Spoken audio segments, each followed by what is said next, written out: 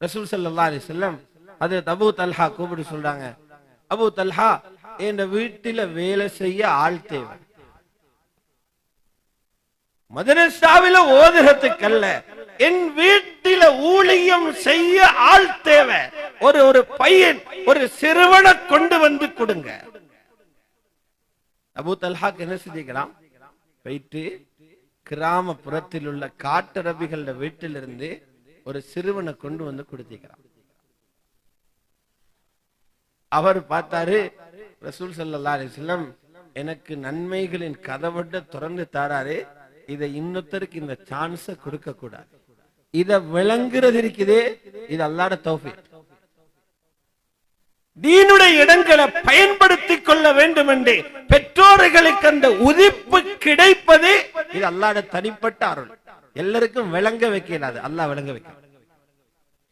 போயிட்டு மனைவிட்ட சொன்னா, உம்மு சுலைம் ரலியல்லாஹு அன்ஹா, நபி ஸல்லல்லாஹு அலைஹி வஸல்லம் அவங்களோட வீட்டுல ஹிதுமத் செய்ய ஆள் கேட்கிறாங்க, எங்கட பிள்ளைய அனஸ் இப்னு மாலிக்க கொடுப்போமே. கணவனும் மனைவியும் மஷூரா செய்து அப்போதைக்கு இருந்த ஒரு மகன் அனஸ் இப்னு மாலிக், அவரை தன்னுடைய ஒரு பிடவையால் சுத்தி கொண்டு கணவனும் ஹஜ்ரத் உம்மு சுலைமும் ரெண்டு பேரும் கொண்டு வந்து, யா ரசூலல்லாஹ், அனஸ் இப்னு மாலிக்கை உங்க வீட்டிலே ஹிதுமத்துக்காக காதிமாக வச்சுக்கோங்கன்னு கொடுத்துருப்பேன். அந்த உம்மாக்கு எவ்வளவு சிந்தனை இருந்திருக்கும்.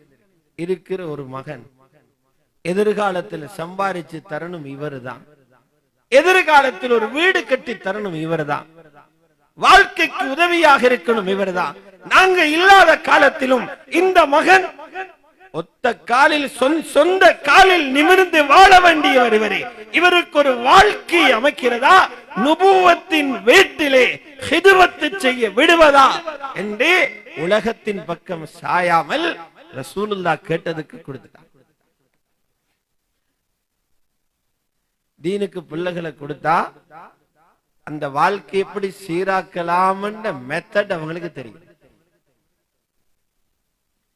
கொஞ்ச நாளையில போயிட்டு சொன்னா, புகாரி ஷரீஃப்ல இருக்குது, யா ரசூலல்லாஹ் ஹுவைதிபக் உதுல்லாஹ் லஹு, உங்களுக்கு இவ்வளவு நாள் வேலை செய்றார் இந்த சின்ன வேலைக்காரர், அவர் வேலையும் செய்கிறார், தீனையும் படிக்கிறார், மஸ்ஜிது நபவியுடைய மஜ்லிஸ்களில் இருக்கிறார், இவருக்கு ஒரு துஆ செஞ்சிருங்க.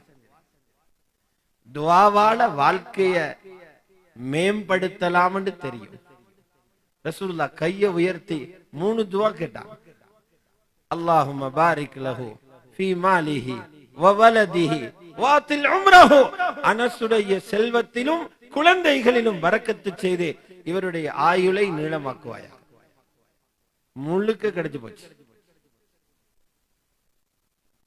3 துஆ. அல்லாஹ் எப்படி ஹஜ்ரத் அனஸ பாதுகாத்தார்.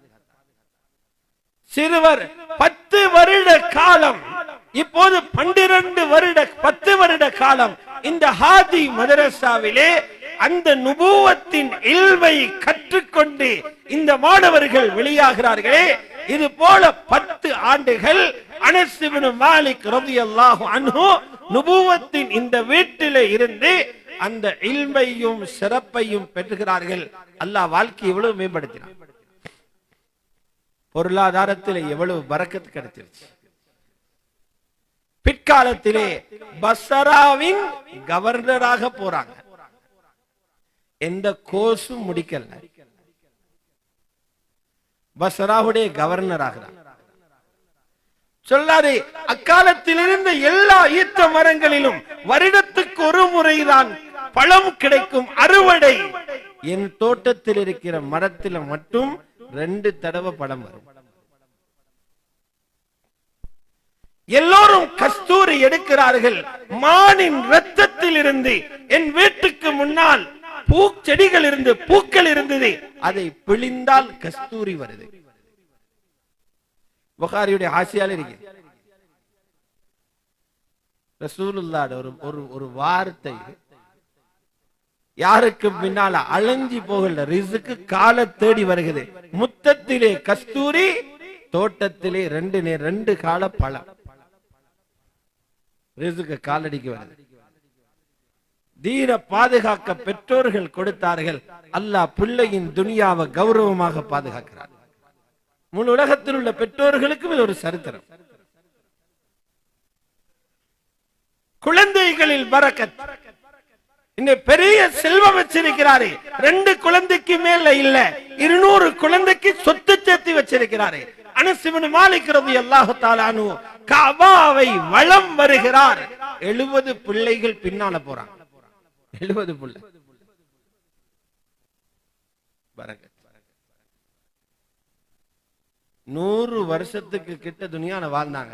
அல்லாஹ் நீண்ட ஆயுளையும் பரக்கத் செஞ்சாங்க. தீன பாதுகாக்க வீட்டை கொடுத்த ஸைத் இப்னு அர்கம் இப்னு அர்கம் முழு உலகத்துக்கும் ஒரு பாடம். தீனை பாதுகாக்க தோட்டத்தை கொடுத்த ஹஜ்ரத் பனு நஜ்ஜார் அந்த கபீலாவிலே உள்ள அந்த பிள்ளைகள், இது ஒரு சாராருக்கு பாடம். தீனை பாதுகாக்க தனது பிள்ளையே கொடுத்த ஹஜ்ரத் உம்மு சுலைமும் ஹஜ்ரத் அபூ தல்ஹாவும் உலகத்துக்கு இன்னொரு முன்மாதிரி. ஒவ்வொரு வகையில தீன பாதுகாக்க